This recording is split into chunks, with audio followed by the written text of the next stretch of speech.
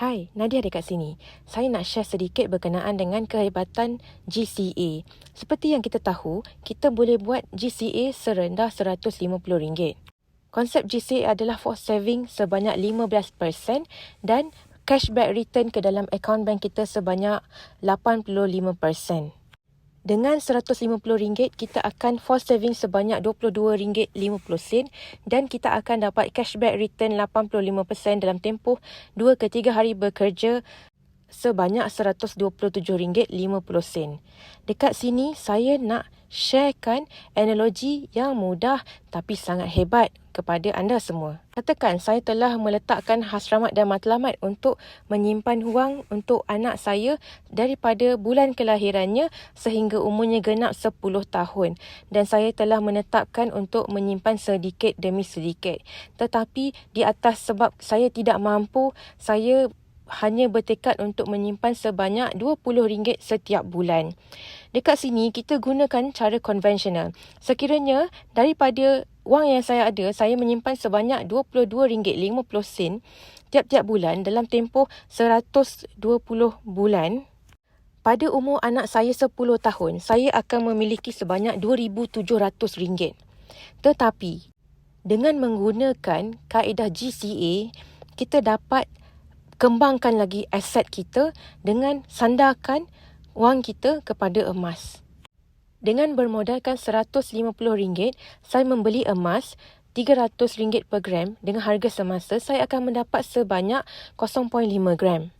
Katakan pada bulan pertama kelahiran anak saya melakukan sedemikian. Saya akan dapat force saving sebanyak RM22.50 dan cashback return 85% ke dalam akaun RM saya sebanyak RM127.50 di mana saya boleh menggunakan wang tersebut seperti biasa. Dan saya teruskan melakukan hal sedemikian sebanyak 120 kali ini setiap bulan saya buat sekali. Genap umur anak saya 10 tahun 1 bulan, saya akan ada nilai emas dalam pegangan tangan sekitar 60 gram. Saya hanya force saving sebanyak RM22.50 yang bermakna sekitar RM2,700 setelah 10 tahun, iaitu 120 bulan, walhal saya membeli gram emas dengan nilai RM150, saya simpan setiap-tiap bulan 0.5 gram sampailah umur anak saya genap 10 tahun 1 bulan, saya ada pegangan gram emas dalam tangan sekitar 60 gram. Dengan meletakkan sekitar 5% kenaikan harga emas setahun, sebenarnya lagi tinggi tapi kat sini kita nak bagi simulasi, kita letak rendah sikit lah supaya tak sakit rasa mata tengok tu dan dia kemungkinan sebenarnya akan lagi tinggi berdasarkan analisa di goldprice.org. Anda boleh lihat dan cuba bandingkan dan juga boleh pergi tengok purata harga emas semasa untuk bezakan kenaikan persen emas setahun. Jadi katakan pada bulan pertama kelahiran anak saya, gram emas adalah RM300 per gram dan kenaikan setiap tahun, tahunan adalah 5% setiap tahun. Pada umur anak saya 10 tahun 1 bulan, harga emas pada waktu itu sekitar RM450 per gram.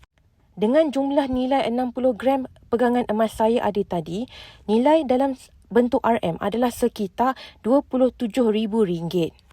GCA mengenakan management fee iaitu 3.5% setahun daripada total kita convert iaitu 85%.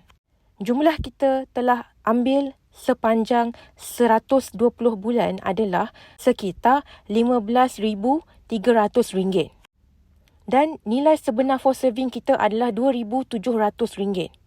Setelah kita kira nilai sebenar semasa pegangan emas kita, tolakkan dengan jumlah kita sudah ambil convert 85% selama 120 bulan, sekitar RM15,300, tolak dengan management fee setahun sekali, 3.5%, kalikan dengan 10, kalikan dengan total kita convert, nilainya adalah RM2,945.25.